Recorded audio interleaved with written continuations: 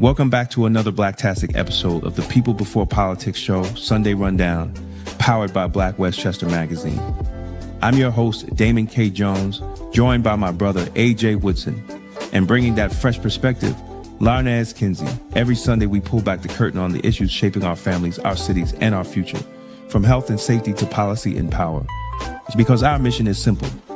Put the people first, not the politics. It's going to be Blacktastic. Black Westchester's New Spring 2026 e-paper is now available, featuring the life and legacy of Bob Law, breaking news, and stories that matter to our community. Read it now at blackwestchester.com. Are you ready to put your brand in front of the people who matter? Black Westchester Magazine is your platform.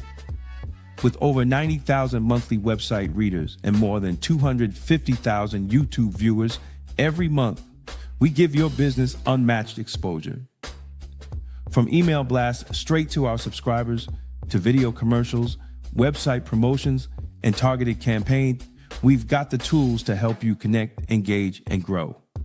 Whether you're a local business, a national brand, a rising entrepreneur, or just promoting an upcoming event, Black Westchester is where culture, community, and commerce meet. Contact us today, or scan the QR code and start building with us. Don't just advertise, be part of the movement, be part of Black Westchester, be Blacktastic. Black America first. Yeah, Black America first. Fix the house, fix the fam, let the blessings burst. Own the land, own the plan, put the people to work, no more mule. Got a sweet tooth? Come to Cupcake Cutie Boutique in Mount Vernon, where every day is a reason to celebrate. Fresh homemade cupcakes baked with love.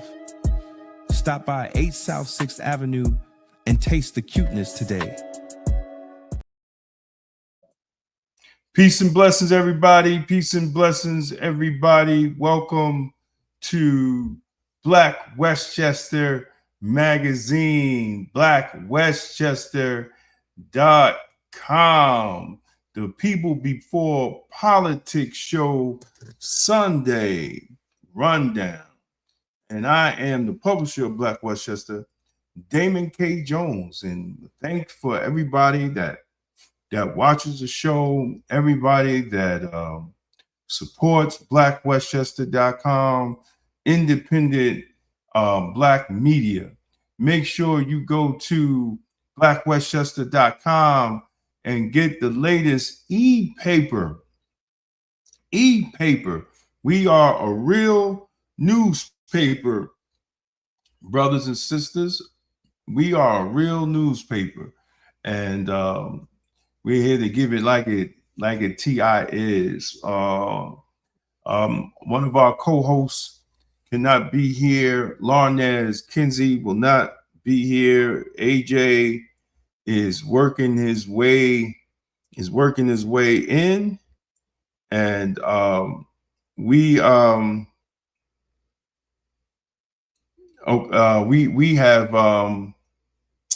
a guest that will be on at 7. We have a guest that will be on at 7 p.m. Her name is Harlem, and her partner LRK will be on, and they will be discussing that she will be the executive director of the Harlem Rise Collective, a Harlem-based nonprofit dedicated to empowering youth and strengthening communities through mentorship, entrepreneurship, wellness, and cultural engagement. And that's what we need, brothers and sisters, within our community. We cannot sit and wait for a politician or wait for some of these civil rights organizations to come in our community and do for our community. We must start to do for ourselves, and literally do for ourselves in our community. So stick around. But before that, brothers and sisters, I want to go through some local news. Oh man, watching from the plantation. Oh, good luck and thank you. Thank you for checking us out. We miss you here, Sister Larnez, and tell all the plantation people what's up, what's happening. But so I'm going to do a show on Wednesday. Wednesday, I'm going to be talking about. It's been 6 years since one of my mentors have passed away, Dr. Giulio Cavallo, and he was the president of the Independence Party. I am not a Democrat or Republican. I'm an independent, and I don't play these politics tricks, right? So I don't play the political games and all this nonsense. What's up, AJ? What's happening? What's up? So I was just saying, man, it's been 6 years since Doc has passed. And rest in peace. And I'm doing a show on Wednesday. What political power meant from Dr. Cavallo's perspective. And I'm showing a couple of videos of what he said. And I wanted to start off today, and playing a clip of what he talked about years ago to basically what we have to do as Black people. It's about your interests. It ain't about a political party. It ain't about Republicans or Democrats. It's about your interests. What is your interest? Reggie Lafayette used to always say, right? There's no permanent friends or permanent enemies. There's only permanent interests. And I actually, in one of the shows I just did last week, I actually found the originator of that statement. And he was basically more talking about nations, how nations deal with each other as far as alignment in their interests. 1 minute, you have two nations are working together, and then that nation finds its interest with another nation. And that's basically where that slogan came from. And then it morphed into what Reggie was saying. And a lot of people talk about what Reggie was saying. But I wanted to play I wanted to play Cavallo. Damn, I got to bring you back in. I don't know why this thing. I don't understand why this thing is doing this. But anyway, I wanted to play Cavallo, 6 minutes of Cavallo for people that are watching. They did not label him the most powerful man in Westchester politically for nothing. And y'all know the white Westchester News magazine, the one that says Westchester magazine on top. They did not label him the most powerful man in Westchester just because they liked it. He was a power. He wielded the Independence Party, and it had power. And it just didn't support Republicans. It supported Democrats. And in some cases, if it felt it could run its own candidate, it ran its own candidate. And everybody came to literally kiss his ring. AJ was at functions. He saw it. I saw it. And I'm going to tell, people a story. Andrew Stewart Cousins came late to one event. She came late. It was almost over. And Doc said to her, Andrea, I'm happy that you came, because if you didn't, you wouldn't be senator next election. He said that to her face. And I was standing there flabbergasted. Right? How did this dude tell the leader of the Democratic Party in the Senate that you won't be senator next election if you did? She wasn't leader yet. Well, I think she just became. Oh, okay. I think she became But the point is who she was. Like, the point was made whether she was the point was made whether she. I saw it, brother. I was there. And yeah, and this is why I try to have conversations with people, because some people, especially black people, never been into those circles and saw those type of conversations. yo, so the first time you took me, right after my mom passed, we was like a 1 or 2 years into Black Westchester, and there's the fundraiser, and then there's after the regular people go and what goes on afterwards. And because of you, I got to hang out in the back afterwards, smoking the cigars, and the whole nine. And what I heard in that next hour or so was amazing. It Exactly. was like, did so and so? Oh no? Okay. Okay, did so and so? Okay. He was just like, check it. And then it was like, when you say kissing the ring, that's a term that's often overused. Right. Um, People were, case in point. So there were not a lot of black people in that room, the first one. And if you were a black person, you were somebody who's supposed to be there. You had judges and senators and congressmen coming up to me because they were wondering why they didn't know who I was, because I was in that room. So they were walking up to me, introducing themselves. And then when Docs had us stand up and mentioned Black Westchester, and then said, he went on the show and said people that everybody need to come on the show.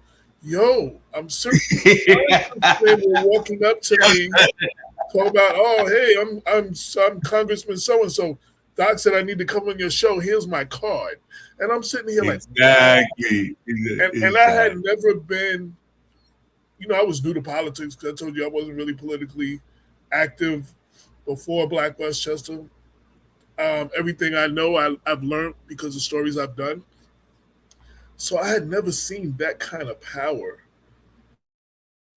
Even the first time I met him, I used to tell a story about how Black Westchester got started. I was in the hospital with my mom. You had me come videotape a press conference you were doing because I needed a break, and it was the four parole officers, and Doc. Oh, he came out. Yeah. And then he was like, come to lunch, bring him in. So I'm sitting there at the table, not really knowing who he is. And if you close your eyes, I swear I was listening to Joe Pesci. Like this dude, you're like, this fucking guy. You're like, yo, for real, I was like, yo. And I ain't really know how he got down yet. So I refrained from saying, yo, you sound like Joe Pesci. Word up. So, but yeah, man. And then after that lunch, you sent me the article from Westchester Magazine. So I was like, yo, that dude was kind of cool. You sent me the article, and it said the most powerful man in Westchester. I was like, yo, dude, I was just sitting across the table from this dude, like chilling, and I tell people I learned a lot from Reggie Lafayette. I learned a lot that I know about how politics really go beyond what everybody tells you and everything, but about how it really goes. I learned a lot from Doc. Like, I learned a lot from him. Just the one or two times I actually had a chance to pick his brain and to listen to him, and then the interviews when he came on the show.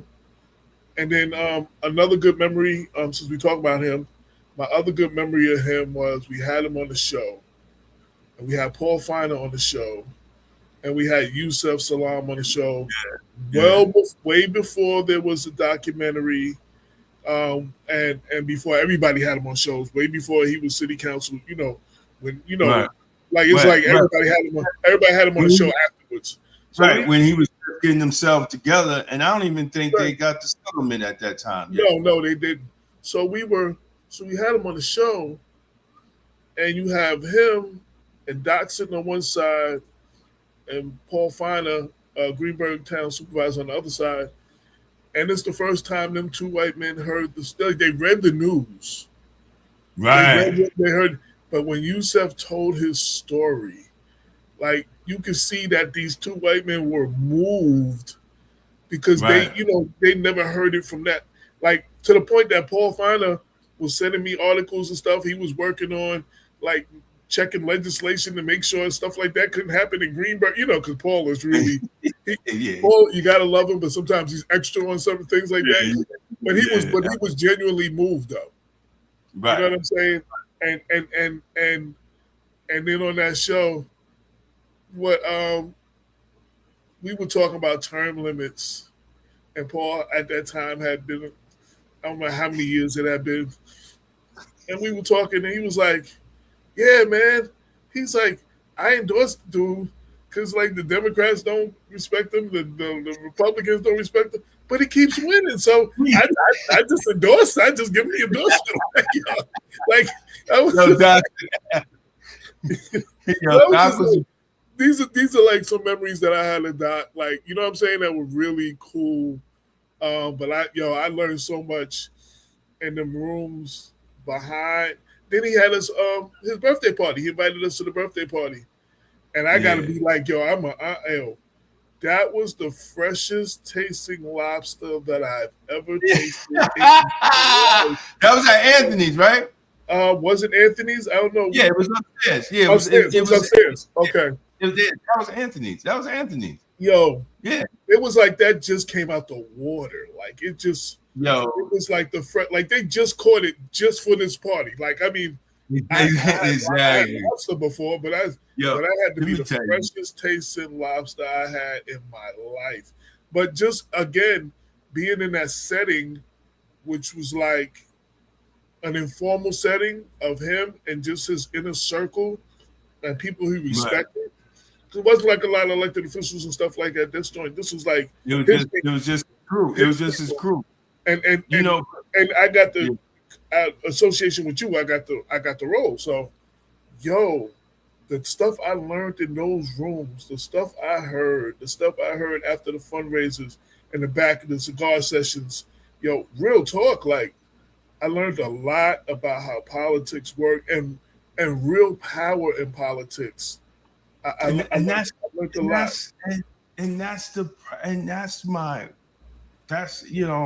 my biggest that's where it hurts, because once you see it, you can never unsee it. But the problem is Black folks haven't seen it. And because of him, we started the Mount Vernon Independence Party.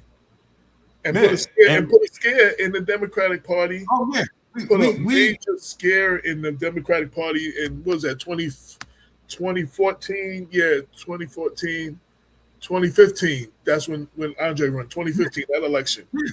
We made history in Mount Vernon as a minor party. We got the most votes ever as a minor party, and we only had 2 months. See, this is what, and it scared, and what happened? It scared the Democratic Party to do what? Endorse her the next one. Oh yeah, we took a candidate that was relatively unknown. Exactly. And we only had from what do you mean relatively unknown? Unknown, period.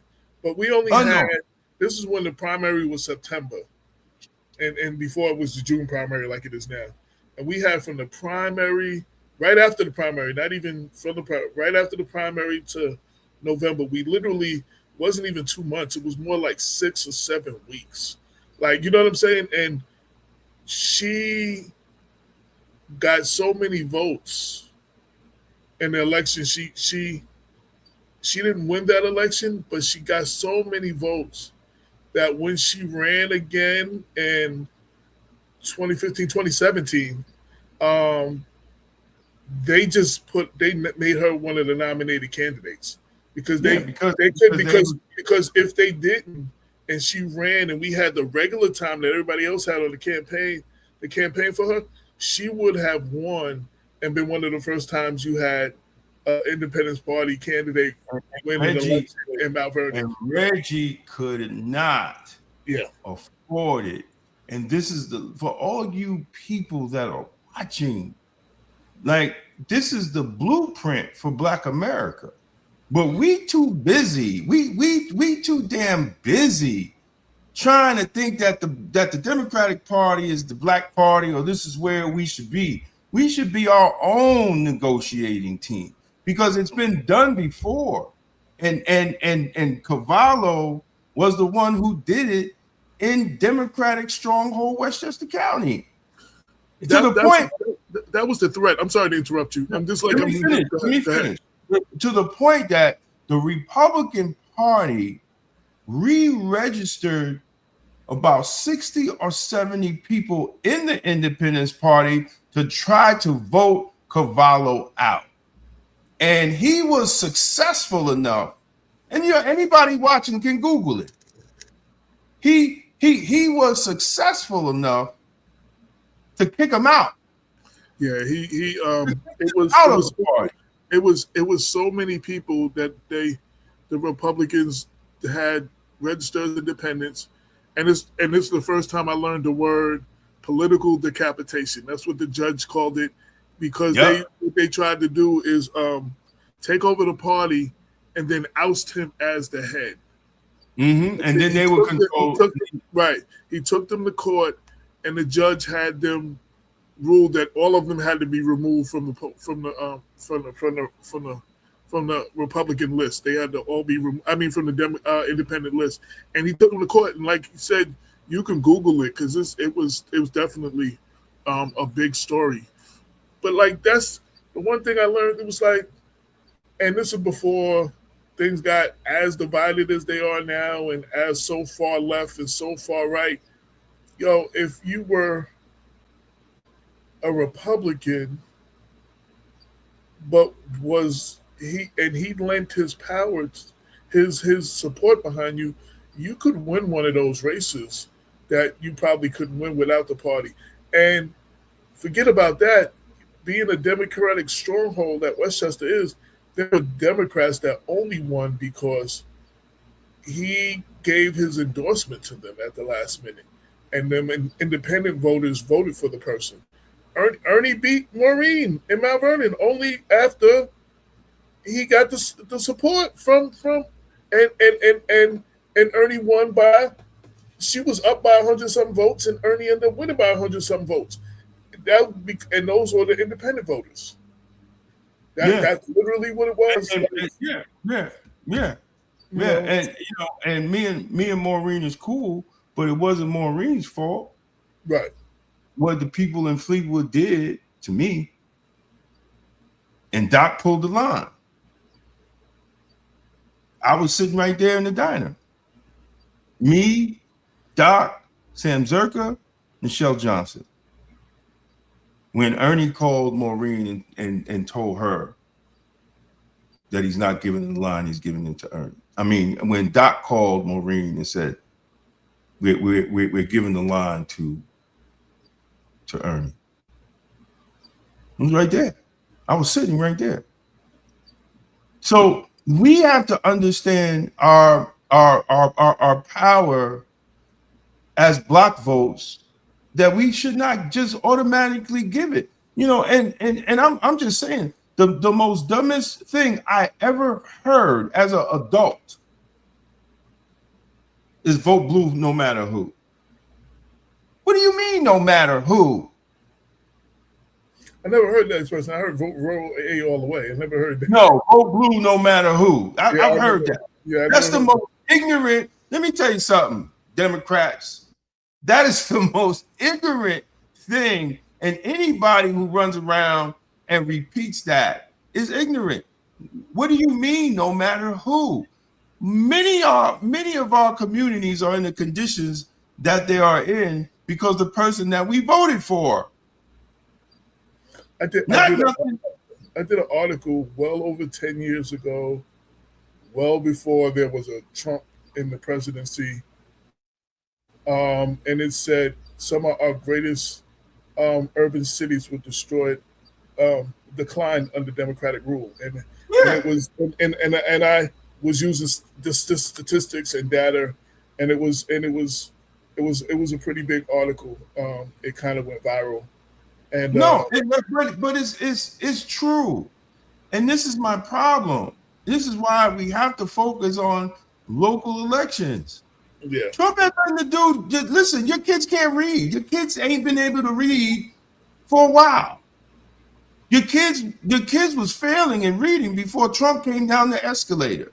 Let's just have real conversations. And we don't want to have these real conversations, and it takes us off the focus.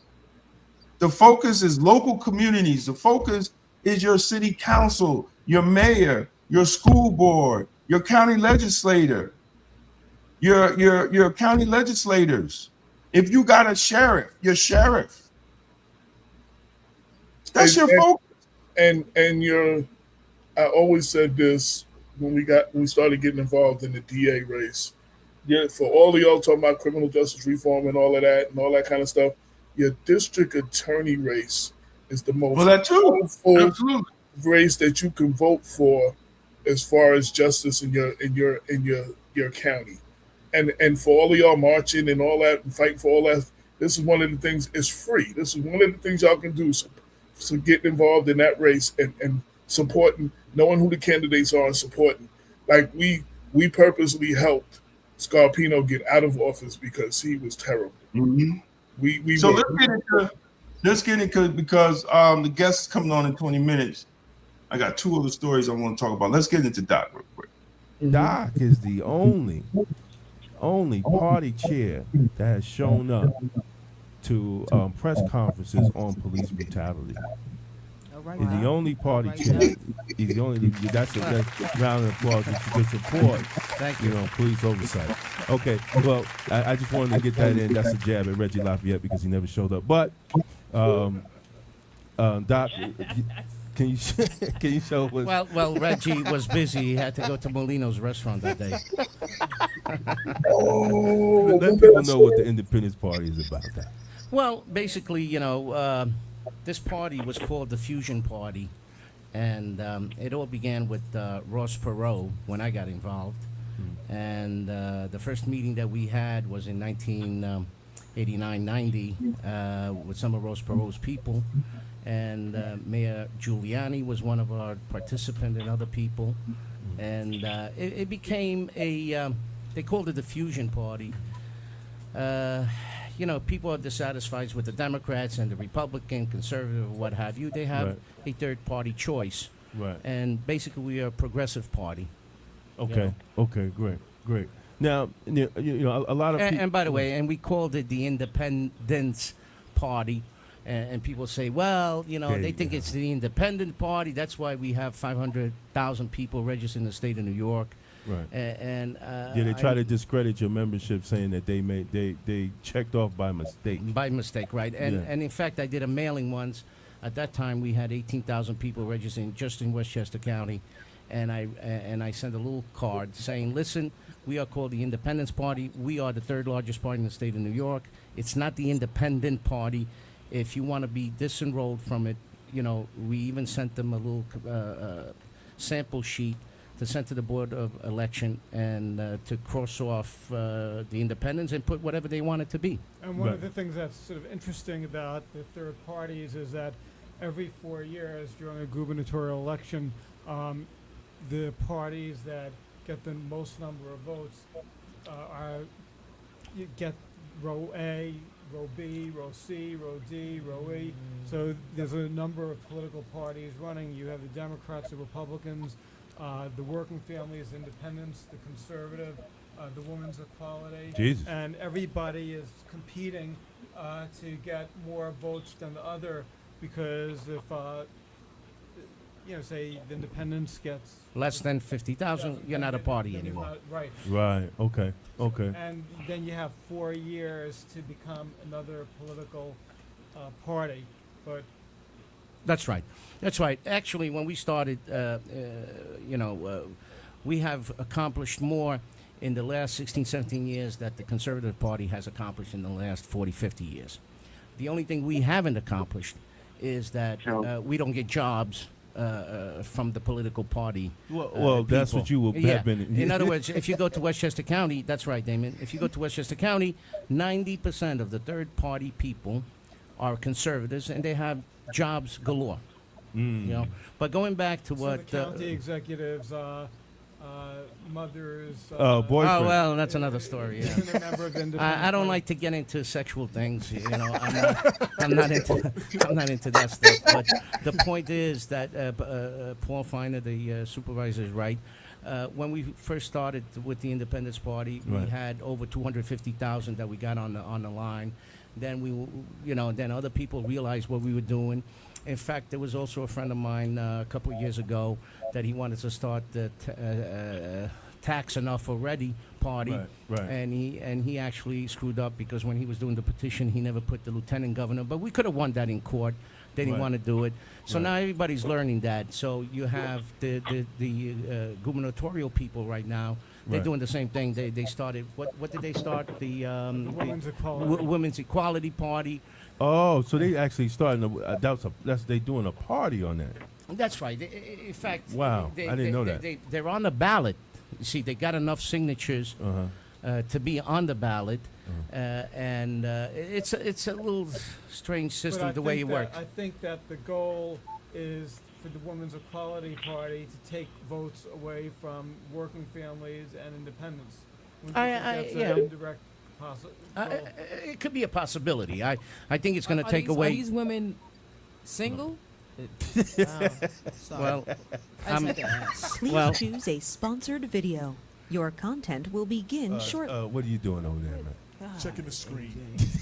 do we continue? Yes, please. I apologize. Yeah, that was me playing or checking the technology. First of all, I like to say I saw the first commercial yesterday, Oh, and Cuomo did an excellent job. I mean, he had his 3 daughters and his future wife, I presume, and it was very well done in a nice, tasteful way. You know, I mean, I believe as a third party chairman of a party. Sponsored video. Your content will AJ, begin hold on, shortly. hold on. Are you all right over there, bro? System is acting up, yo. It's not me. Go ahead. Okay. Well, All right, go ahead. we started talking about women equality. Everybody got excited. Yeah, that's what it was. That's what it was. But I believe, like in Europe, and I think Paul might be with me on this, that the more party that we have in the state or in the country, we have to. So, to require gun shots. so basically, brothers and sisters, you know, Yeah, I remember that. But the system was acting up. I don't know what the hell was going on with the system. having another party. Now, you don't have to be like, you do not have to be in one party or the other. Like, stop it. We must mature enough to have our own agenda, and then let them come. Let them come to us for our votes. Trust me, you'll get it sooner or later. They'll give you what you want. We have to stop being scared, man. We have to stop being scared because sooner or later it's not even going to matter. As far as the population, we're at the bottom, and Black America is at the bottom. So what are you going to do? Because I tell you straight up, I like a lot of Democrats, but the Democratic Party ain't the Black Party. And I got a lot of friends that are Democrats. I got a lot of Democrats that I support. But it's not the Black Party at all, because look at the outcomes. There is no black party. No. I mean, let's be clear. No. I want to jump into the next one. I don't know, AJ, did you do the article yet? Because they're trying to wipe out manhood and womanhood. No, I didn't get everybody's response yet, and I didn't get the legislation. I'm still getting whether it passed. Oh, no, it passed. It's going to her desk. Here we go. It all has to do with replacing the words mother and father with gender-neutral terms. Morgan Mackay is here to break it all down. So what are we talking about, Morgan? Hey, Steve, Natasha. So the bill actually passed both houses of the state legislature, and now it awaits Governor Kathy Hochul's signature if she decides to sign it. But the bill passed so fast and with no debate that several lawmakers were privately shocked when they learned it passed both the Senate and Assembly. If Hochul signs a bill, the words mother and father will be removed from family court law and replaced with gender-neutral terms. Mother would be replaced with gestating parent, and father would be replaced with non-gestating parent. The bill's memo argues that this new language is more inclusive, and it takes into account that a biological parent doesn't always mean that they are an actual mother or father in a child's life. For example, if a child is adopted or born from a surrogate. But critics of the bill argue that this change is unnecessary, especially when lawmakers only have one more day left of the legislative session before they leave Albany for the rest of the year. Republican Assembly Minority Leader Ed Raw weighs in. And we also asked Governor Hochul if she will sign the bill, but she avoided answering directly. We don't think it does anything to make New York more affordable on a permanent basis. And that's what New Yorkers are talking about. That's what they care about. They want to know what we're doing to make their lives more affordable. I'm not familiar with what was introduced late last night, so I'll take a look at it, but I have until the end of the year to review them and make a decision, so I won't be commenting on pending legislation. Now, we also reached out to the sponsors of the bill in both houses for an interview or even a comment, and they declined.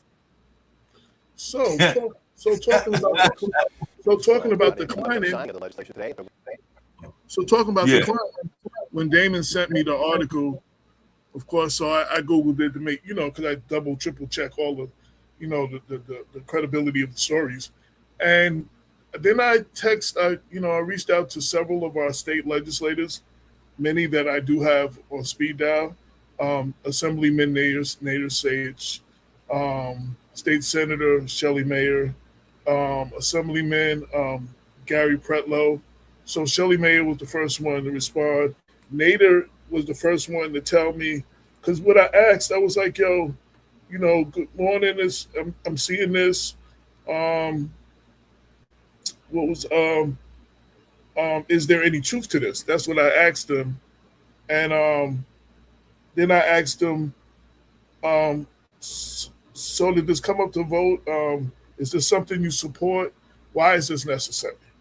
So the only person who really is Nader Sage, Assemblyman, who also is not running for re-election, I believe. Right. Go ahead. I believe that they, you can see my story on all the people that are running in Westchester. I think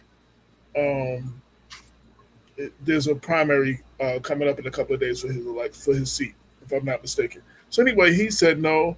I voted against it. It's a bad bill. And he said the governor, I'm sure, probably will veto it. So that was the only other person who reached back out to me right away was Shelley Mayer. She first told me it was still voting, because this is when they were still voting here. I believe it passed both houses, but I'll check. And I was like, yo, so my comment to her was, without knowing more, this could give the MAGA GOP ammunition going into the midterms where Democrats have a real chance to take back control. And then she said she would send me the proposed legislation. I have not seen it yet. I reached out to Senate Majority Leader Andrea Stewart Cousins' office, and they said they were the local office in Yonkers. They said they were forwarding it to her Albany office. I have not heard back from them. I'm giving everybody, Monday, Tuesday, Wednesday, and then I'm gonna do an article. I let them all know I'm doing an article. But so here's the thing. We've always been critical of the Democratic Party, taking our votes for granted and stuff like that. But sometimes the Democrats fumble the ball on the 5-yard line. And it seemed like a setup. The bill the bill, the reason of midterms, I can't see her signing it as something. Yeah, I hope she doesn't sign it either, because signing it, this, where you have alternate facts, misinformation, all this stuff going on, fake facts, fake news. Um, this bill alone is enough for a rallying cry for the Republicans to use all over the country going into the midterm, talking about if you vote Democrat, that's what you're going to get. There is no reason to get rid of the terms mother and father. And in child support cases, unconfirmed parent will be unconfirmed parent will be alleged parent.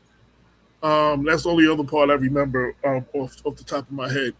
There is no reason, when we have real things that people care about, the prices, you have to make life choices at the gas pump. Am I going to get a gallon of gas or a gallon of milk? Because both of them are so expensive these days. Milk, egg, bread, everything is expensive. Everything is going up. Affordability for housing affordability is a big issue here in Westchester and in many other communities that we live in. There's a lot of what you call pocketbook issues or tabletop issues that everybody is dealing with, and the Democrats are supposed to be that party. And instead of making these cases that they should, they're passing a bill in New York. The fact that this bill passed both the Assembly, the New York State Assembly, and the New York State Senate is a problem. And if for Andrew Stewart Cousins to be the majority leader, that means the Democrats have the majority in the state Senate. So this is, Republican, Democrats, regardless. This is the other side want to use the word woke. They co-opted the word woke, and this is going to be an example of the woke Democrats, and it's going to be a problem. And if Governor Hochul signs it, she's just going to give ammunition to what's the Republican running, Blake, the Nassau County,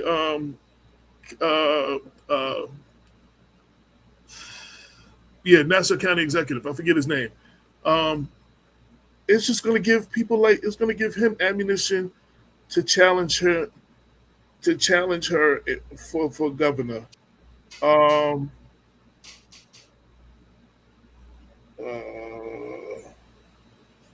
Bruce Blakeman, that's his name. You're just going to give. Oh, thank you. I looked it up and you already put it up. I mean, you're just giving ammunition on why people shouldn't vote Democrat. And you wonder why Trump is winning elections and this MAGA movement is successful, because people are tired of giving their votes to one party that takes your vote for granted, and you don't see nothing from it. And then you have movements like this. I'm putting it out. I'm putting it out there. Everybody should call their state senator and their state assembly person and ask them, did they vote for this?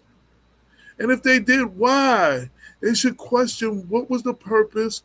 Why was this bill necessary? And if y'all all need to be calling the governor's office and telling the governor, don't do it. Don't pass this. Veto this. Don't do it. This is we talk about politics being a participatory sport, this is where all y'all need to get involved. Y'all need to call your state senators and call your state assemblyman and call the governor's office. Let me tell you something. I'm straight up, and I know you writing your article. I'm about to do a video in this week, but I'm also putting a statement out. I will never, if this is signed, I will never vote for a Democrat again. This is horrible. On a political level, it's horrible. On a spiritual level, it's even worse. It's even worse. If we call ourselves Christians,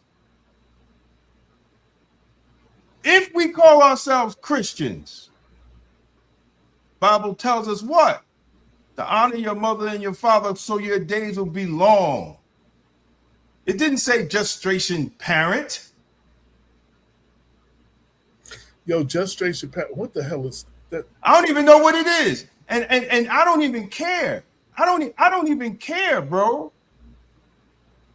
And it's sad that at this point, you don't hear anything from these pastors. Nothing from these black pastors, Al Sharpton and all these other people that always skin and grin in front of these politicians. And now they want to take mother and father off. And it's just not, yo, AJ, it's just not the birth certificate. They're legally changing family law in New York State. Right, I talked about that with the child support. Even the terminology like paternity cases will be now known as parentage proceedings. This is insane. And while the punitive father, commonly used in cases involving an unconfirmed biological parent, will now be labeled an alleged parent. An official. Let me tell you something. See, and it's funny. You could Google. I haven't seen it on MSNBC or CNN. I've been looking to see if they actually played it. I don't know. I caught MSN is where I caught it in one of the other channels. I haven't checked since then. But again, this bill, to be clear, the bill is sponsored by the senator who's a Democrat who represents the Bronx, and Amy Pollin, who's a Democrat that represents Westchester. It was pushed through the Assembly in March and cleared the Senate this week, and it now heads to Governor Hochul's desk. This was pushed by Democrats. This is exactly the Senate was sponsored and pushed by Democrats, and opponents wasted no time unloading on the proposal. It's woke culture run amok. It's one upmanship, says Conservative Party Chairman Gerard Kaiser, calling it an example of how out of tune the New York legislature is, an unnecessary and wasteful use of time. Now, I don't agree with a lot of things coming out the Conservative Party, but the unnecessary, that's the word that I've been using the whole time. Why was this necessary? This is definitely unnecessary, and I agree that this is definitely a wasteful use of time. Oh, well, now let me explain something. Black people, y'all have to separate yourself from this foolishness. I've been saying it for a long time, because we sit here and we be silent on the foolishness, and it makes us look foolish. We're silent on AOC running around the country bastardizing the black struggle and black history, and nobody calls her on it. And then when this stuff runs, they think we down with this nonsense. I'm not down with it. Huh?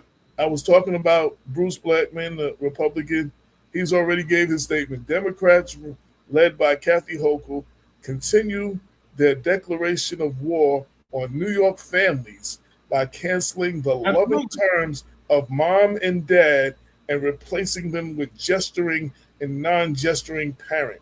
This insanity ends when I'm governor. Again, this is what I was just saying. You're giving unnecessary ammunition, like, and it's a slippery slope because the conservative chairman said he warned that the measure could open the door to more legislative language overhauls by pointing out more pressing frustrations in Albany, such as the state budget that's nearly 2 years late, 2 months late. Sorry, not years, 2 months late. See, he said, imagine people who are considering moving to New York, seeing this and saying, We're not coming to New York. wait, seeing, do I need this silliness? Exactly. This is a really weird group of elected officials, and this comes out of left field. Yo, I'm questioning all of, and I'm putting on a record here. And please, if you are a representative of any of the state representatives, let them know Black Westchester is demanding answers from. Oh, stop. Jeff. Jeff, let's make sure it's coming from the Democratic Party. It's coming from the Democratic Party, bro. They wrote the legislation. Yeah, I just read the articles. I just read the two sponsors. The two sponsors is the Democrat out of the Bronx and the Democrat that represents Westchester. They sponsored the bill, and it's like, but I demand, and everybody should be doing this. Your state representative, did they vote for this? Like, the only person who told me is Nader and said I voted against it. He is the only one that I reached out. And to be clear, I did not hear back from Gary Pretlow, and I have his cell phone number. And I anybody that, let me tell you something. This is it. Anybody you didn't hear back from voted for that shit. I did not hear back from Senate Majority Leaders Andrew Stewart Cousins' office. I did hear Shelley Mayer, and I did hear from Nader so far. I'll be reaching out to everybody else, but I did not hear. Nader is the only one who said he voted against it. And it was a bad bill, and he voted against it. He says that. You know what I'm saying? He is the only person so far who said they voted against it. So I'm going to be reaching out to everybody over the next day or two, and those who don't answer, I'm going to list who answered me and who didn't. And y'all all need to be putting pressure on the governor, who's up for election soon, and she's going to. Oh no! Hey, listen, no. Listen, Senate members who voted yes, right? Joseph Aldabato Jr., Jamal Bailey, April Baskin, Liz Kruger, Zelnor Myrie, Gustavo Rivera, Zechariah Ramos, John Liu, Shelley Mayer, Pete Hackman, Andrew Stewart Cousins, and others for a total of 38 votes. Senate members who voted no. So it's right here. There's a link where you can find everybody to vote. Send me that. And the bill is here too, because I downloaded the bill from you. Yeah, send me that. I've been dealing with a lot of other things, so I didn't really get a chance to get all into that. But yo, this is a very bad. Yo, so I'm gonna show you how crazy this is. There are very few things in this day and age today, June 7th, 2026, where Damon K. Jones and Dr. Robert Baskerville agree on. And they both agree that this is unnecessary. Well, that's your party, bub. That's your party, bub. Yeah, that's your party. When I was talking to him, he's like, yo, send me the article. It was right after I talked to him after I talked to you. He's like, yo, send me the article. He said, yo, this makes no sense. And I was like, yo, dude, like, and there is a lot of people that don't know yet. You know what I'm saying? They didn't see it on the news. I Only No, because you sent it to me. You sent it to me. That's the only reason I knew. Because only the conservative news is talking about it. Well, See, I honestly haven't been watching a lot of news lately. So no, I'm just coming off vacation. I watch the news, right? Yeah. I watch the news. That's all I do. No, I'm saying I just came off vacation and I was toned off of the news on vacation. No, I haven't got back to it yet. So, yeah. The last couple of days, that's everybody been talking about, but it ain't been coming. It ain't been coming from the left-leaning news. They ain't saying shit about it. Well, that time of year again. Well, I mean, it can't be an infiltration if the leader of the party is signing off on it. How can it be infiltration? You're the leader of the party. How can it be what? Infiltration. Infiltration where? Listen, these democratic socialists got these Democrats shook in New York State. They got them shook. They got them shook. And they don't have the testicular fortitude to tell these fools to sit down. They got them shook. If you're passing this, you're shook. You're just worried about getting reelected. And then listen, I've said it before. Most of our civil rights have just sold out because the money's coming from there. The money's coming from there. Urban League, NAACP, the money is coming from there. National Action Network, the money is coming from there. They're getting that money. So they can give a damn. So you made a comment and I wanted to Google it. Left-leaning media, the only one that I really see, MSN, I'm not sure what they are, left or right. They're kind of in the middle, I guess. But Huffington Post. You're talking about the real MSN.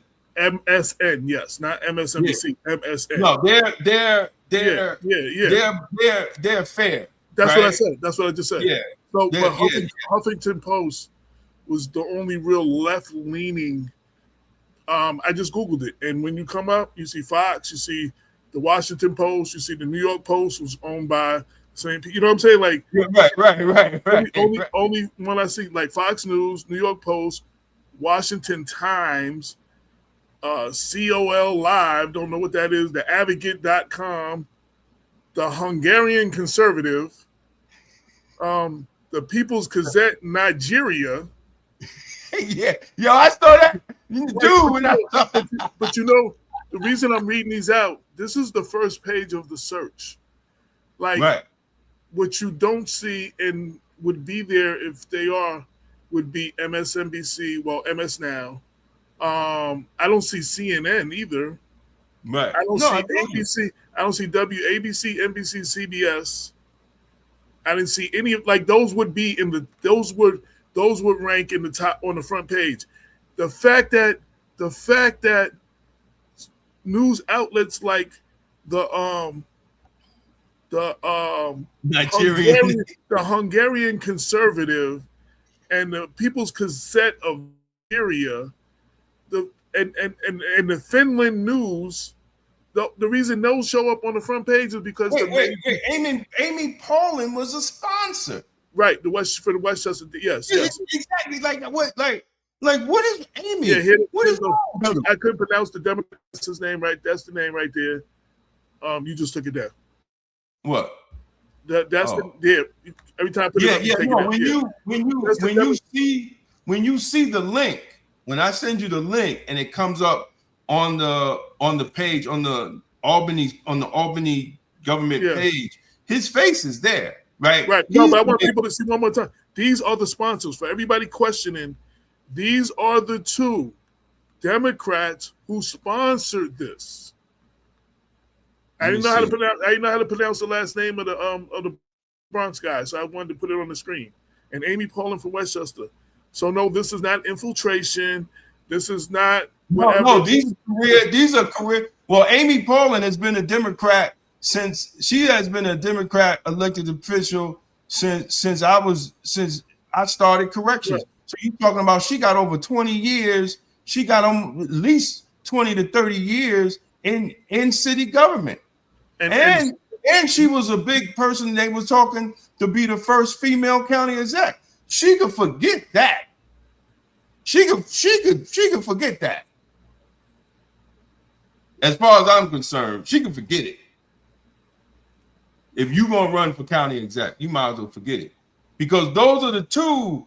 And Shelley Mayer, like, hold on. Did they say she voted for it? Hold on a second. You said her name. Yep.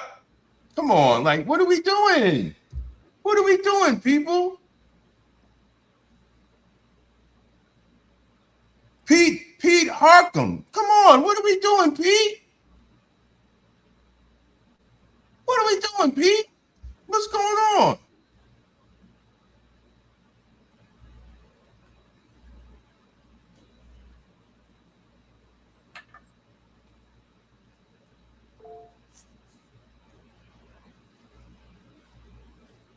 It passed the Assembly and the Senate. Are you yeah.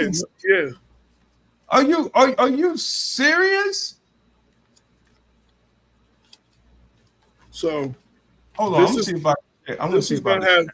This is gonna have.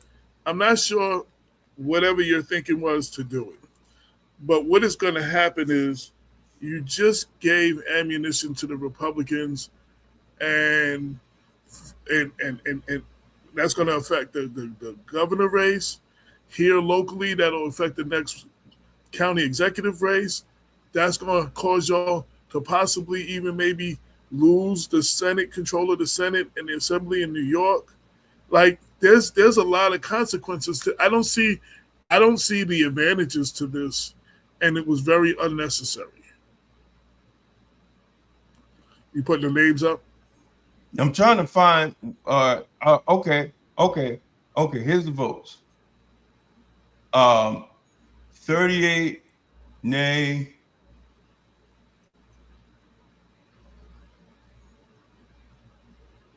I can't. Oh shit! It's not. When you send it to me, I got to look at it because it's too small on the screen for me to really see it. Yeah. But I'm trying to, for people that are watching. This is the page. So you see 38A, 23 nay, 1 absent, 1 excused.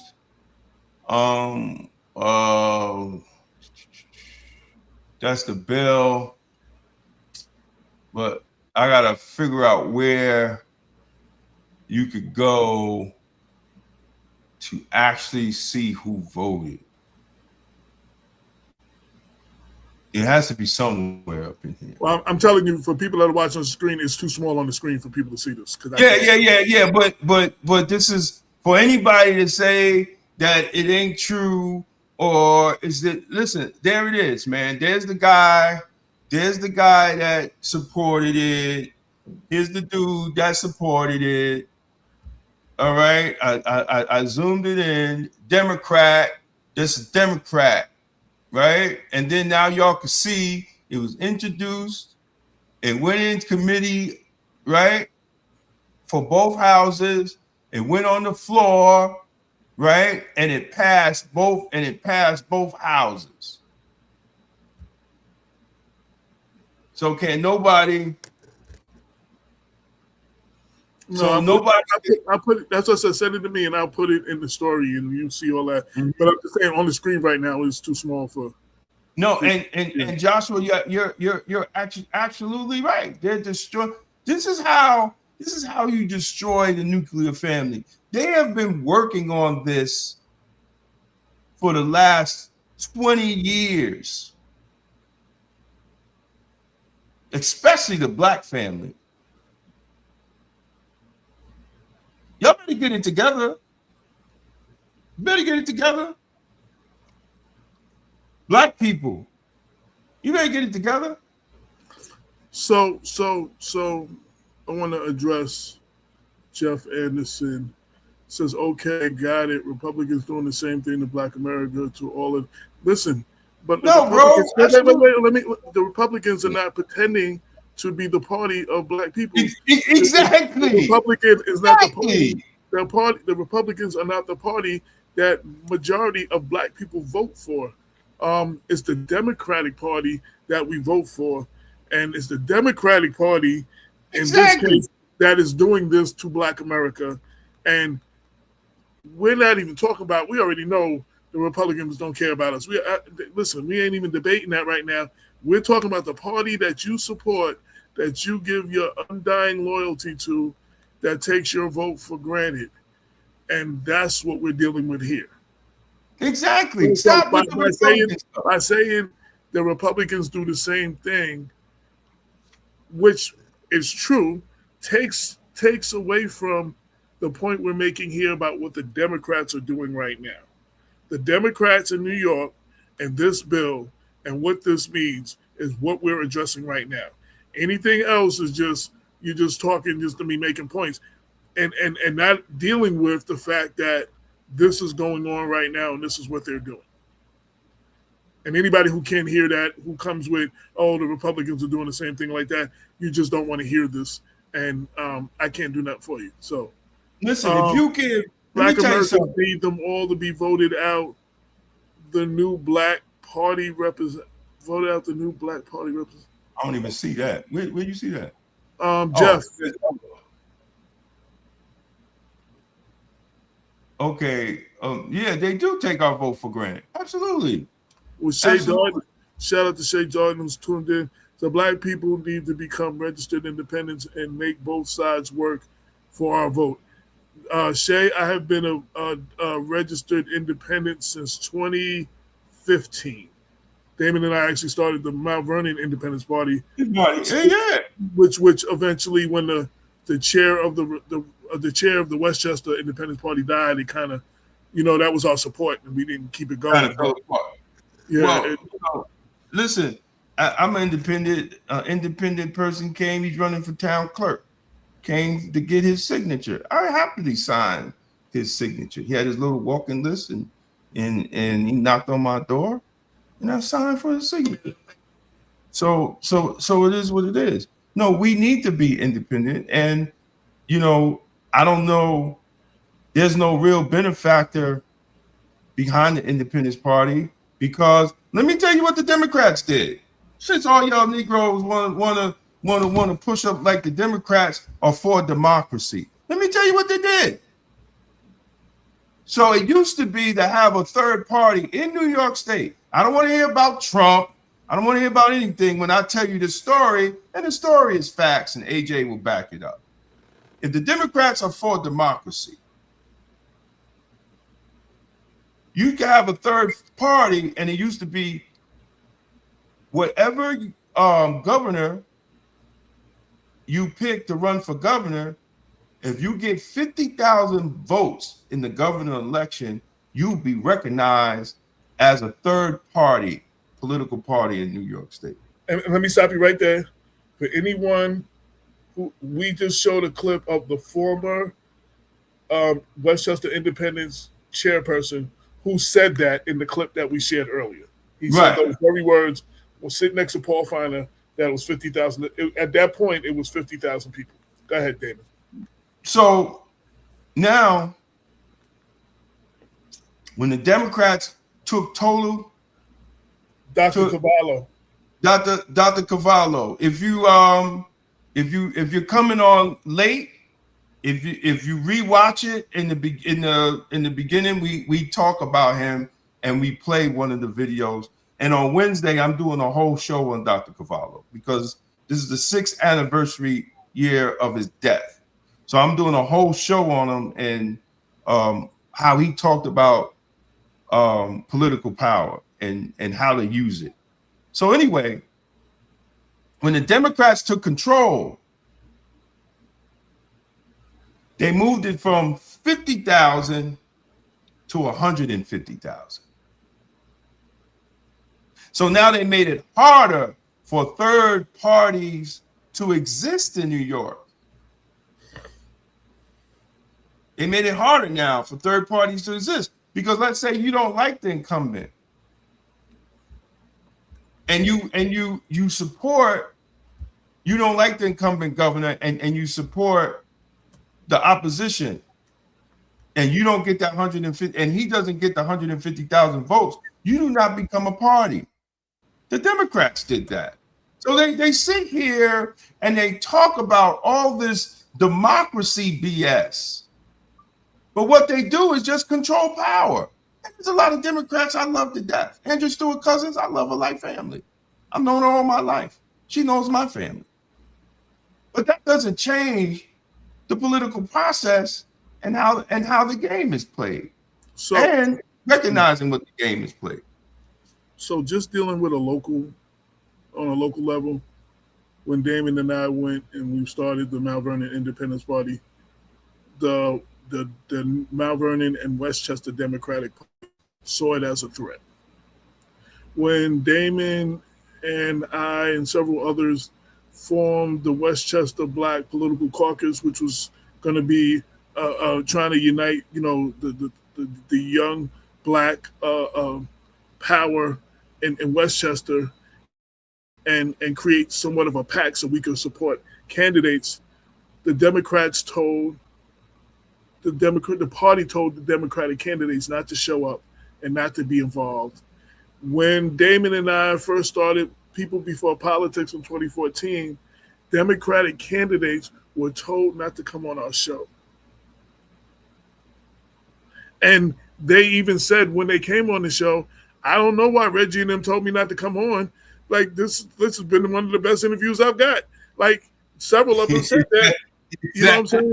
And then, of course, Doug Colte and the Republicans were telling the Republican candidates not to come on. And the few that actually had the balls to come on, they were, strong supporters of Black Westchester because they respected what we were doing. So, it was the Democratic Party locally that was trying to, because we were holding truth to power. And Democrats are in control, so we were holding them accountable. Those are the elected officials, and they had a problem. I mean, even when Damon and I first started Black Westchester, so we were exposing some of the things that were going on with Mount Vernon elected officials. And you know what they said about me and Damon? They said that we were making Mount Vernon look bad. The people who were doing these things, the people you voted for that were doing these things, they weren't making Mount Vernon look bad. We were making it bad because we spoke about it. Before us, you had like the Mount Vernon Inquirer, who used to do the happy, joy stories, and they really didn't hold, and a lot of the Democrats used to stick their head in the sand and hope the problem would get better. Well, it didn't work. So it was time for some change.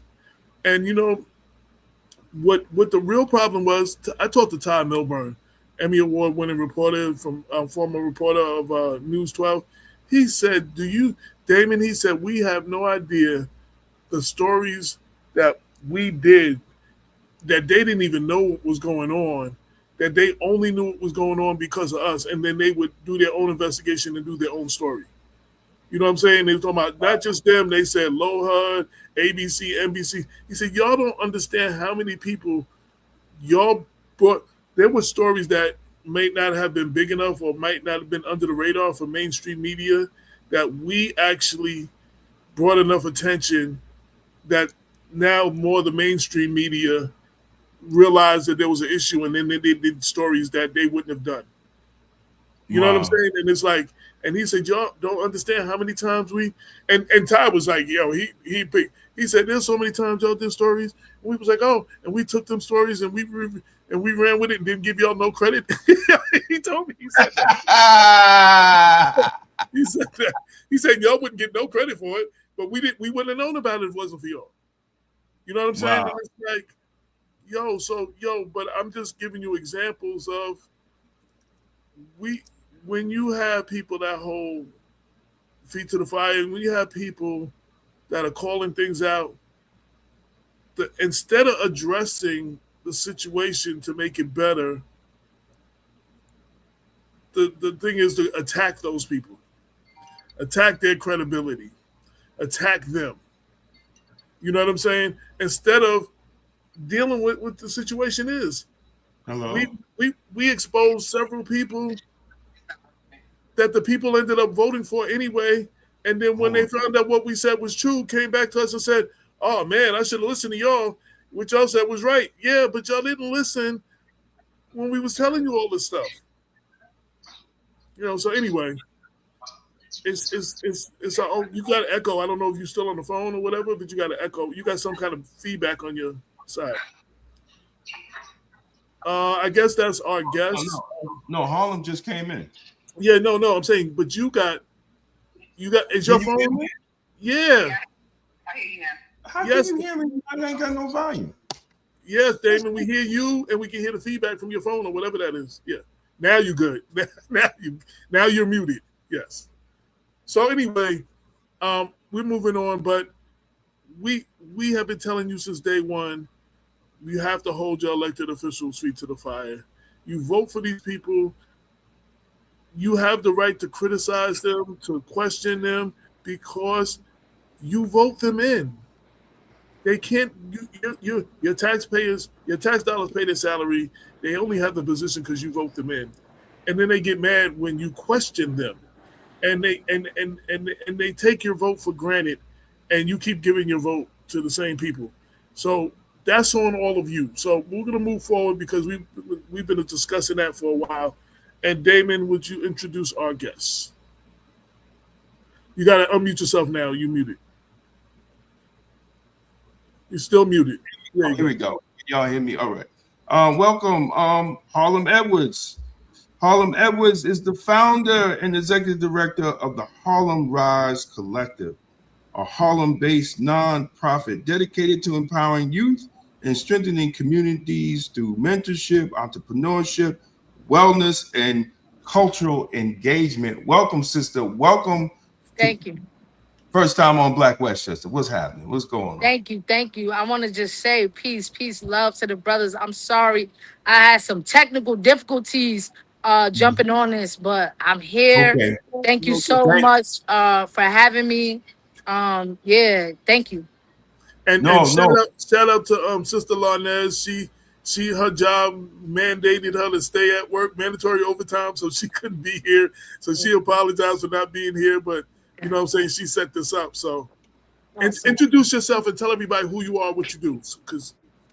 Thank you. I appreciate y'all, fellas. My name is Harlem Edwards. Like you said, I'm the founder and executive director of the Harlem Rise Collective.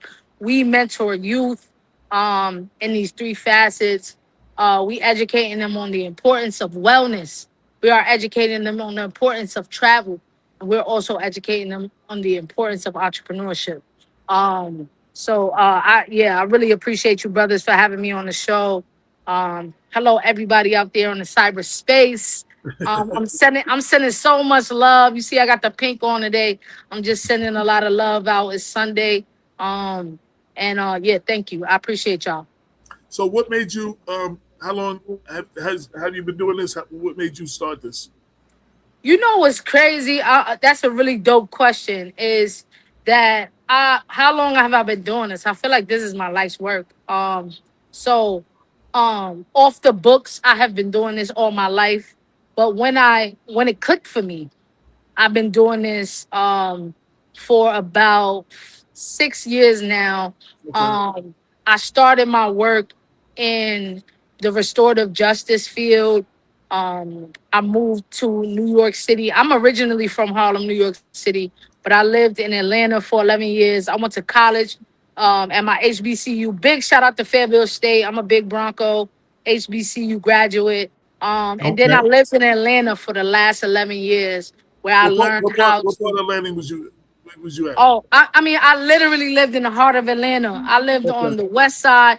If you guys know about Atlanta, you know about H.E. Holmes. I lived on the west side of Atlanta. And then my roots are really, really from I live in Buckhead. So that's where I lived in Buckhead for a very long time.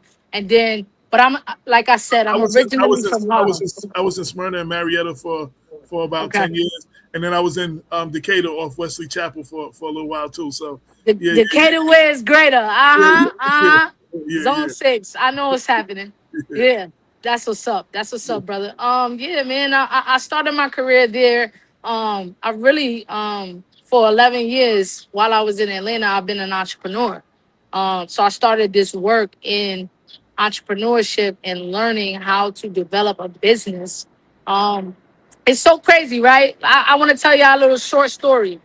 Mhm. When I was in college, I would struggle with money, right? Like all college kids do. And I was like, yo, I gotta figure out something. And I started doing parties in my dorm. I had a cousin. If anybody out there knows about Fayetteville, right? There's only one or two reasons why you're in Fayetteville. Number one reason is that you're in an army. You're in the army, right? It's the biggest army base in the East Coast. And then number two, you must be going to school out there because what else is in Fayetteville, right? So when I got to Fayetteville, I had to try to figure out like what to do for financial things. And you know what? The thing that I love the most is I love to have a good time and I love to connect people. So it's no mistake that I connected with Larnez, and she's a connector, right? Absolutely. Which she has me on this show today.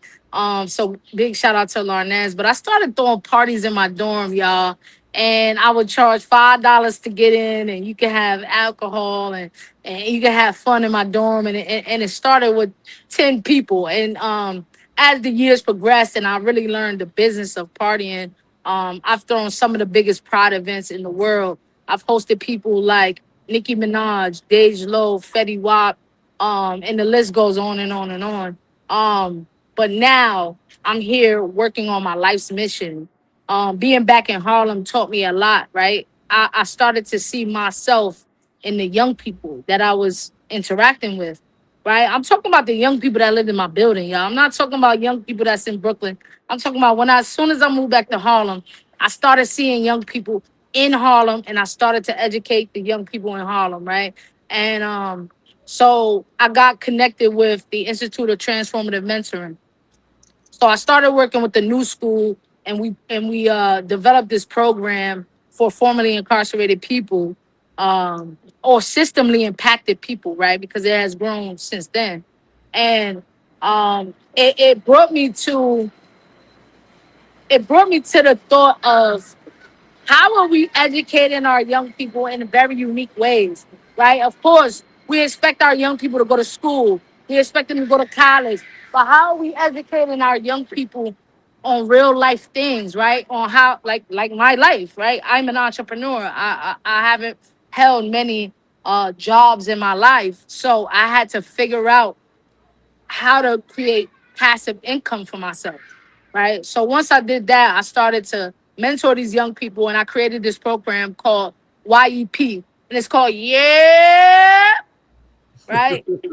It's the Young Entrepreneur Program, right? Where I took uh, 15 young people throughout the city, and we helped them develop their businesses, right? We helped them create logos. We helped them create the mission, which is not that fun, but the logos was fun, or whatever was fun for them, right? And we helped develop them and help them develop their businesses. And we graduated 15 young people in 2024, and starting their very first businesses. They made a lot of money. We did like a youth innovative workshop for them, for the community, right? So where they were able to like actually see the work that they did, they were actually able to like create a marketplace and actually sell their businesses to the community. So that's kind of really how I got started in the game. Where I'm at now is I have developed a building beyond the block program. So I want to back up for a second before I get into the building beyond the block program. I'm a world traveler. I'm a black young woman from Harlem, New York City. Neither one of my parents had passports. I was the first person in my family to obtain my passport, and I created this goal for myself. I said, "Yo, I'm gonna travel to 50 countries before I'm 50. 50 countries before I'm 50." And when I got to country number 22, I said, "Hold on. I have to like reach back in my community because when I tell people that, they're always just like so intrigued, right? but like, how am I impacting my community? I always kept thinking about that.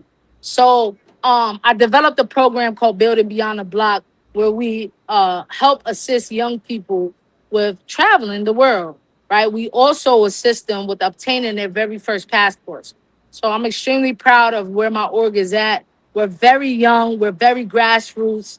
We're not really like broadcasted like that, but I'm so happy for platforms like this because we're able to talk about the work that we're doing right here, boots on the ground. I literally just left a session with my young people because we are about to do this young moguls pitch contest, right? I am going to help 10 young people pitch their businesses and community, and the first prize winner is going to win $1,000.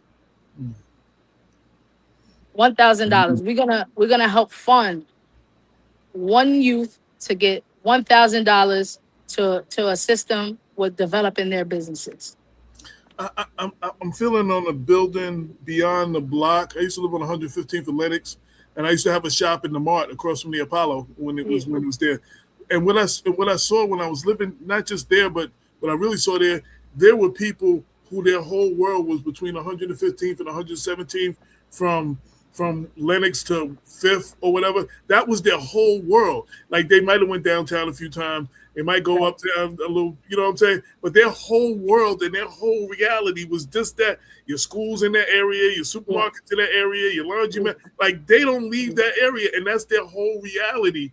And we have a lot of that, you know what I'm saying? And you don't really, I used to, as a rapper from the 80s, the late 80s, early 90s, I got to see the world. You know what I'm saying? I got to travel the world, not just travel the country, but travel the world. It gives you a different view. You got a different viewpoint once you've seen the world. Once you get more worldly view than that 2-block radius that you live in, and that's all you see. So just the title, Building Beyond the Block, really struck me. You know what I'm saying? I wanted to applaud you for that. Yeah, man, thank you. And you know what? That's exactly where it came from. Because while I was mentoring these young people, I started to discover that when I was mentoring kids in the Bronx, they was like they never been to Brooklyn. They never been to Queens. To me, that was mind blowing for me. Like I was like, wait, in some areas, that's a 30-minute train ride. What are we talking about? Like I didn't get it. And I was just like, you know what? And then I broke it down, like how you just explained it. And I said, think about their block radius. Everything is on a block, right? The laundromat is right there. The school is right there. The restaurant is right there. Their favorite restaurant is right there. So what will compel them to think beyond the block, right? And I started to use my life as an example, right? Because while I was with these young people, right, and and I wanna show this, right? I don't usually do this, but I want to show this. I dress just like them. You know, if I come in with the Balenciagas and they say, "Dang, how you get those?" You know, like they're looking up to that, and I say, "Listen, it's not about the Balenciaga or none of that. It's about what you think is your reality." And that's really what it is, right? So if you think that you can't do something, you're absolutely right. Like I love to educate my young people on that because everything that you think is absolutely right. So the only thing that set me apart, because I want to keep it I want to keep it real with y'all brothers. The only thing that set me apart, where I was able to travel to now 24 countries, I'm halfway at my goal, is because I thought I could do it. It's not because I have a 6-figure job. It's not because I have a high paying gig or a high paying salary. Those things are not true in my life. But the power of thought, right? I'm teaching these young people how to create so that they can get invited to Bali. You know, when I went to Indonesia for the first time, I got invited based on my content that I promoted on social media. So I want these young people to know that it's not all about the money. It's about your brain. It's about what you can produce. It's about what you talk about. It's what you promote. It's how you exude excellence, right? And these people will say, "Please come," and they will accommodate you. You know, very well, in fact, right? So that's what Building Beyond the Block is all about. Is me just empowering young people to take back their power That's right. and to learn about creativity, to learn how to create with nothing and turn it into something. Absolutely. So Lynette said, "Love you, Harlem," and then she sent me a question for you. How can community members continue supporting the Harlem Rise Collective after the event? Awesome, awesome. That's a really really good question. I think that what we are looking to do now with the Harlem Rise Collective is to expand our reach, is to continue to grow. So what the community can do is to join, right? To volunteer, is to get beside us, right? Because it is gonna take more than just me to spread this message. But if I get my brothers, right, to spread this message with me and to say, hold on, I know somebody that could really benefit from this program. That means a lot, that goes a long way. And the more that we continue to push this agenda of like the youth, they shouldn't just have one outlet, which is school and college. Like, let's talk about the other things that are available for them. You know, I did say when I first got on here that I am a college graduate of a HBCU, but when I first got to college, I had no clue. I had no clue what to do with my degree. Even when I graduated from college, I'm still not using my degree today. So I would just want us to know that there are many ways that young people can be influenced outside of just school. So I wanna be intentional about educating our young people on entrepreneurship. I want to continue to educate our young people about wellness, right? I'm also a yogi, right? And what kept me level-headed enough to produce these ideas is because I learned how to breathe. I learned how to meditate. I learned how to exercise my body. I learned how to use my mind as a real strong tool, right? So that's really what we could do is to really spread that awareness to our young people that the brain is very powerful. Your heart is very powerful. These two things are the most powerful things that you got, That's right? right. These are more powerful than money. You could have a $1 million and not have this or this. So it That's ain't right. about money. It's about what you got in here. It's about what you got in here in that heart. So if we keep spreading that message, even if you don't like the Harlem Rise Collective, but if you like Launchpad, if you like what they got going on at Team Brown, right? These other small grassroots organizations that are really educating the youth about real life scenario situations. If we're educating the youth about Blackgate and what we're doing over there, right? I think that is more impactful than anything. So how for anybody who wants to know about you, social media, website, how they can follow you and find out more about you. Yeah, that's a really good question. We have a website. It's called the Harlem Rise Collective. So that's the harlemrisecollective.com. That's our website. You can directly go there. You'll find our social media, you'll find our programs, you'll find our upcoming events. We actually are hosting a really cool block party in Harlem. I don't know if you guys could come out and live stream it, but I see that you guys have a business and you guys are doing some really powerful things in the community and you're spreading the word. So I want to invite you to do that in the space right there in the center of Harlem. We're doing a community block party. It's on June 27th on 119th between 8th Avenue and St. Nicholas. For people who are not from Harlem, it's Frederick Douglass Douglas, yeah. and St. Nicholas Avenue. Um, but it's June 27th. We're doing a community pride block party. This is just strictly for the community. I want to showcase our community people. I want to showcase the youth that we're working with. And I want to showcase also our community partners. So you guys may be being honored there and you don't even know it yet. But we want to invite you. We want to invite all of your subscribers to come out and have a day full of fun. We have a lot of resources that we can give to community. We have a lot of free things that we're going to give to community. I'm talking about free food, free drinks. We have some care packages that we're also going to give out to the community. We're expecting at least 1,000 people, so we got over that amount of things to give to the community, and just give a big hug to Harlem and all of the surrounding boroughs of Harlem, and just giving our love back. Right, I feel like our community does a lot for us. Right, the fact that we are able to breathe this air is important for me. That the fact that I'm able to walk down the street and I'm safe, that's important to me. So I want to give back to the community because they see us doing our thing, and I want to make sure that we giving them a nice big hug. That's what's up. Yo, is there anything we didn't ask you that you want to uplift or speak about? No, I do. I just want to again. I want to thank you, brothers, and I want to say Thank thank you you. to the platform. Thank you for having me, Larnez. Thank you, so much for having me on this platform. Anything that I do, from the beginning, Larnez has been there and in support of what I've done. That's, Um, and that's and and I'm just extremely thankful to you, brothers. So actually, I want to ask you: is there anything I can do to highlight what you guys got going on? Because I know that there's gonna be a lot of people that could really benefit off of just even listening to this show. Well, I'm definitely. I'm keep. Well, Damon, go ahead and answer that question.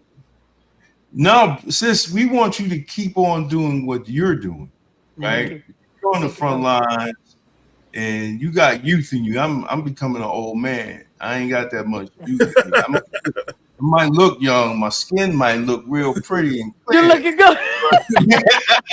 But I'm getting up there in age, so my bones don't move as well. And But I just turned 60.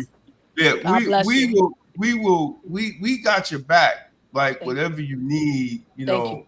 as far as this platform, if you want to come on and talk about stuff, Larnell's gonna start having her own show. You could come on and y'all just rock out, but keep on doing what you're doing in Harlem. Thank you, brother. And we can support you the best, in any way we can. Oh, she Thank you. disappeared. Go.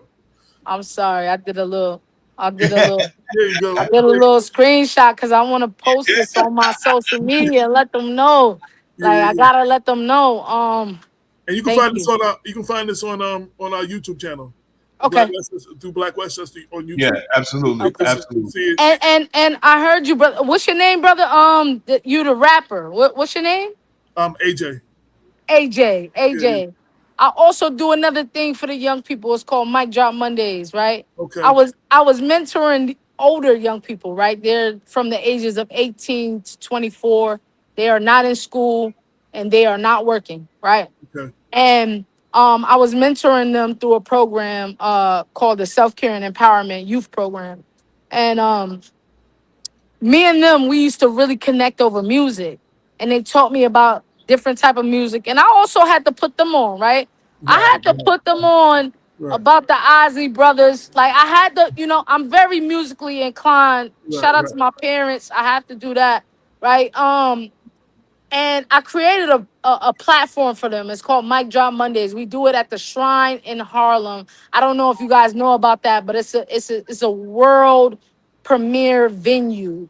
This is a 115th, 116th. no. It's on Oh, I 133rd know what you're talking and about. I know what 7th Avenue. yeah. Yeah, I was thinking about the Mist. That's what I was thinking about. the bits, yeah. One. But we are at the Shrine June 15th. So I created a platform for these young people to come and perform and do their thing. And I give them excellent footage of their performances and stuff like that. So I work and develop young artists as well. So anything that these young people are doing, I'm doing it with them. That's what's So up. yeah, I want them to do it on that platform. And it's so crazy. I thought when you said what you said, I thought about you, because last show we had Melly Mel come through, Ah, the GOAT, and he blessed me with getting actually, on the mic. one of my influences. Yeah, Yeah, one of my one of influences. ours. He is the GOAT of music and hip hop, and he's Him the and Kaz. pioneer. Him and Kaz, the reason I picked up the mic. The two of them. Exactly. So he you know what? He super blessed me, and he got on the mic and he encouraged the young people to continue to do what they do and to work on their wellness and to keep working on their craft. So you reminded me of that. So I wanted to make sure I said that too. And I wanted to invite you guys out. We have a show, our 1 year anniversary, actually, June 15th. We're gonna be at the Shrine in Harlem on 133rd, and Adam Clayton Powell will be there. We'll be showcasing these amazing artists. This is a artist showcase, but I develop these artists. I work with them day to day. You know, I work with them. I teach them how to write. I teach them how to have stage performance. We teach them how to also get paid off of their music. So if there's anybody out there that has a young person that you're like, oh my God, my son wants to be a rapper, like don't say, oh my God, empower them, right? We got to start to empower our young people because we did it too. We did it too. We did it too, right? We wanted to be rappers or singers at one point or basketball players or football. We all wanted to do that too. So I just want us to make sure that we have that mindset of, I bet you want to do this and hold us accountable though. I'm not saying let them do anything and do whatever. No, hold them accountable. You say you wanted to be a rapper, right? You got to go to that writing workshop. You got to learn how to write. Whatever it is you want to do, you got to work on your craft every day. You just got to work on it every day. That's I right, brother. I speak to young people all the time, and it's like no matter what it is you want to do, if you want to be a musician or a drummer or something, you got to play that instrument every day. If you want to be, that's right. If you want to be a writer, you need to be writing every day. If you want to, that's whatever right. it is, you need to be working on your craft and spending some time on it every day. Even if you, they said Jordan didn't make his high school team. He got kicked. He got cut, but he spent time that whole summer, like working on his shot, working on his craft. Now we consider him one of the greatest basketball players of all time because he worked on his craft. He believed in himself. But he could have just gave up when they cut him from that team and said, "Oh, this ain't for me," and we never would have heard of Jordan. I mean, so that's just an example for young people. But I thank you for coming on. Thank you for all the things you do. You have an open door policy when you want to come up, lift, everything. Let Larnez know what's going on. And you know what I'm saying? And, if I can be down there, I will be down there. You know what I'm saying? Yes, absolutely. Thank you, brothers. I appreciate y'all. Thank you, sis. Have a blessed day now. Have a blessed day. Yo, peace. Thank you. Yes. So that was our guest for the day. Thanks to Larnez. Before we close. Okay, here we go. So, Jeff, I love you, man. He says the governor believes that mothers are mothers and fathers are fathers. And no legislation can change that. The legislation, which we will review, appears to address the technical legal issues related to surrogacy and parentage. Anyone making bad faith arguments deliberately misleading. Look, I'm not misleading a goddamn thing. They're taking mother and father off the birth certificate, Jeff. That's what they're doing, bro. Well, I read to you exactly what it said. I read to you exactly the terms. What is the point? What is the point for us to have independent black media to tell black people what is going on? Then y'all go quote the deceiver. We take our time to give y'all guys the information. This is what we do. And to be clear, what we said was this passed the Senate and the Assembly and is on the governor's desk. We didn't say the governor passed this. We saying and even Naya Say, Assembly member of Naya Sayers, who said he voted against it, thinks that the governor is going to veto it. We just giving you the facts. So nobody's talking about what the governor believes or doesn't believe. It's just this passed the state Senate, this passed the Assembly, and it's on the governor's desk. And that's what the bill takes mother and father off the birth certificate. The bill. Listen, but I mean, to post that, I mean, we already know what the governor said. Our information. Wait, I didn't say that. What the article put up, brother? What? I'm not following you. I don't know. I didn't do my article yet. So no, we didn't know. That's exactly what they're doing. Really what they're doing. So, if you're talking about what somebody else wrote or what somebody else is putting out there, that has nothing to do with what we're talking about. I looked this up. Damon brought the stuff. I looked it up. I've reached out to our elected officials, and I told you the ones that reached out to me, they got back to me, and the ones that didn't. The ones we found out voted for it, and the ones who didn't. So, and those are the things that I'm bringing up. Now, what anybody else reported, that ain't got nothing to do with us. Listen, no, but I'm talking strictly about the bill. Like the bill takes mother and father off the birth certificate. So if this bill passed, right after it passed, yeah, hey, John, we played it. We played it earlier. It takes it off the birth certificate. So there will not be if you have a child after this bill passed, it will not say the father Jeff Anderson.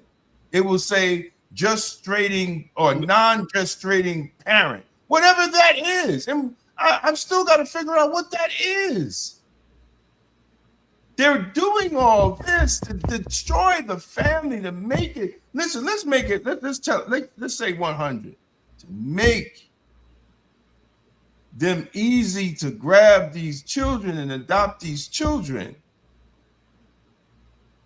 The ones who have relationships with each other that can't have children.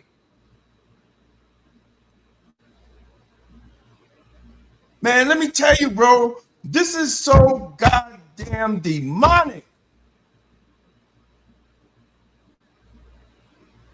And if we can't see it at this point, I don't know what to tell you anymore. I don't even know what to say.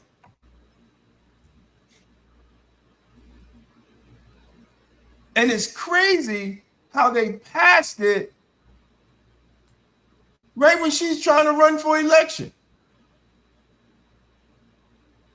And if she signs it, she might as well give it to Bruce.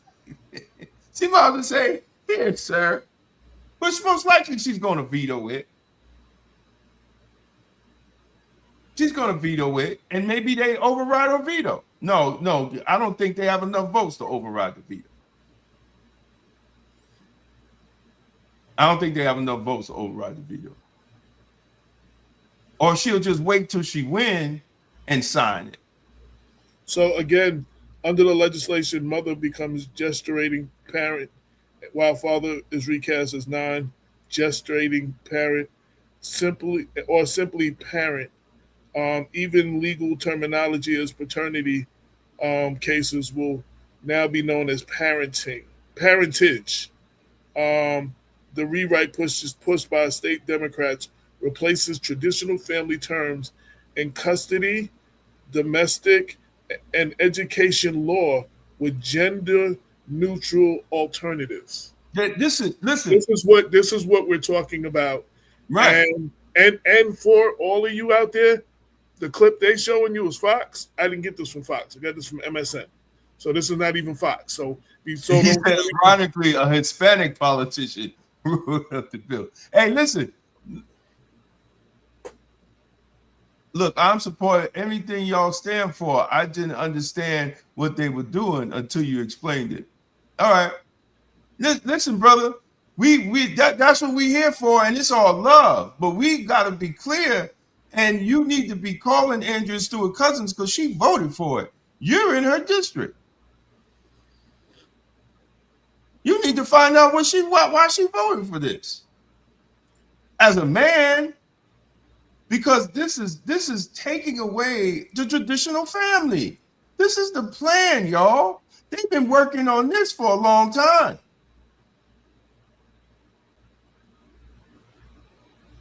And the Black community needs traditional families. And we're losing at that game. We're losing big time.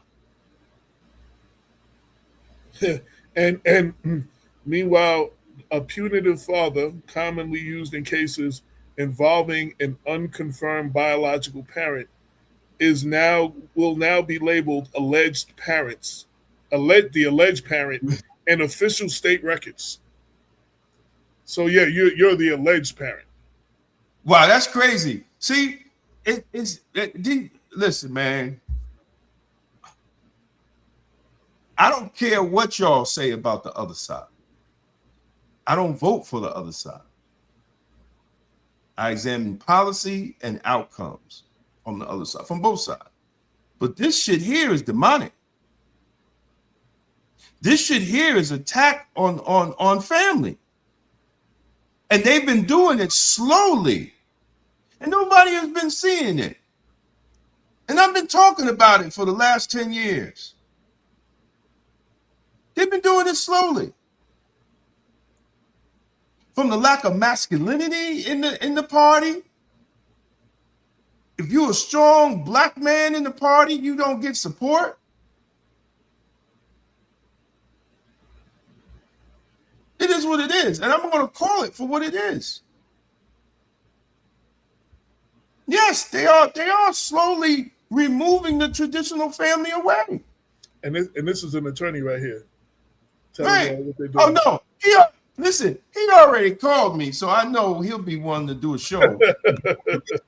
Oh, listen, Jonathan, shout out, brother Jonathan. How you doing, man? Brother Jonathan Newton. I already know he probably got his mic ready. Wait. Oh, you, AJ, are definitely considered toxic masculine. I will believe that I'm a man of my work, but I also fighting housing fairness. No, brother, you could continue to fight the housing fairness, but you're in Yonkers. You ain't fighting Republicans. You're fighting Democrats. Well, unlike Mount Vernon, there are Republican city council persons in Yonkers. It's mostly Democrat, but it's still mostly Democrat. Yeah, New Rochelle and Mount Vernon both have some Republican elected officials. I mean, yeah, but you got Mount Vernon, we only got Democrat. You got Democrat assembly. You got a Democrat senator. You got a Democrat mayor. You got a largely Republican. I mean, a largely Democrat city council. So you're fighting Democrat. His vote don't mean nothing. At the end of the day, even the county legislators, other than Nolan, everybody else is Democrat. Right. Well. Listen. To me, it's the Democratic Socialists. They're a bigger threat to the progressives. They done punked the progressives. That the progressives just don't want to be progressives no more. They want to be quiet. They don't want to rock the boat. You said there's very few normal Democrats. There's very few normal Republicans. Like with the Republican Party, like both sides have gone so far to the left and to the right, like so far left and so far right. You know what I'm saying? Like there are Republicans that I used to know that they were moderate. You know what I'm saying? There were some things we didn't agree on, but there were some things we agreed on. You know what I'm saying? There's some Democrats that those are the reach across the aisle and work together. But now it's just like you so far right and you so far left. I can't work with you because you're Republican. I can't work with you because you. But AJ, we did not push back when the shit started going too far left. We did not call them out when it went too far left. Well, let me be clear. So neither one of us are registered Democrat. The Democratic Party did not push back enough. It's the Democratic Party or whatever. I still say we because I voiced my opinion. Yeah. Right? I say what needs to be said. No, but we were not the ones that didn't push back. We were pushing back. Right. But the party didn't push back. Right. The party didn't say anything.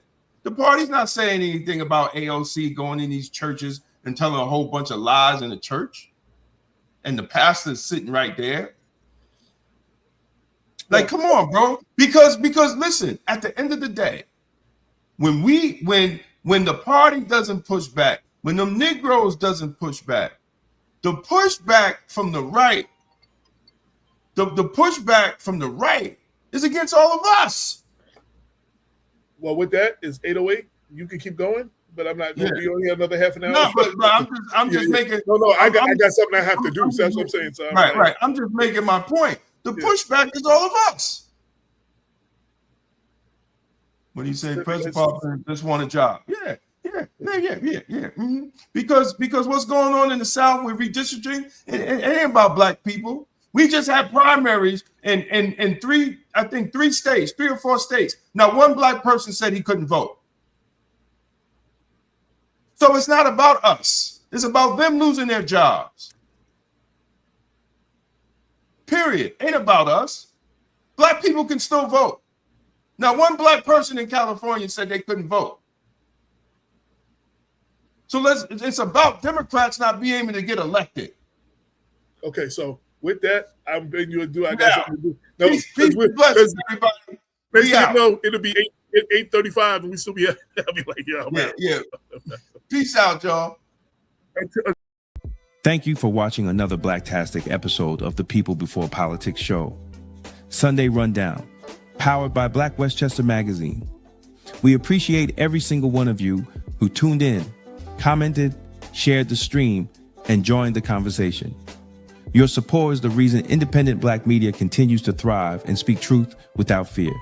Every week, we show up to bring clarity, accountability, and real community insight to the stories that matter.